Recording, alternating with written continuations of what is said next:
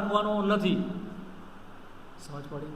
માટે મંડળીમાં કોઈ પણ વસ્તુ તમે જુઓ, દેવના વચન પ્રમાણે નવા કરારમાં છે કે કેમ એની ચકાસણી કરવી, એને ચેક કરવું. જો એનાથી બહાર છે તો એ માણસોનો મત છે, જે દેવની આજ્ઞા એમ કહીને શીખવવામાં આવે છે, જે આપણે વાંચી ગયા માર્ક 7:7. સમજાય છે હું જે કહું? આપણે ચેક કાં કરવાનું છે?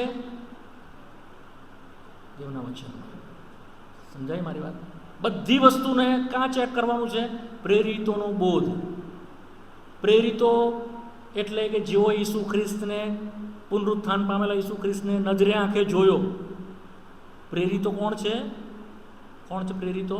Who is અપોસલ?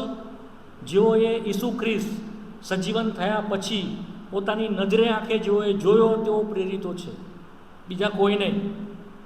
આજે બધા બહુ બધા અમે પ્રેરિત છે, અપોસલ છે.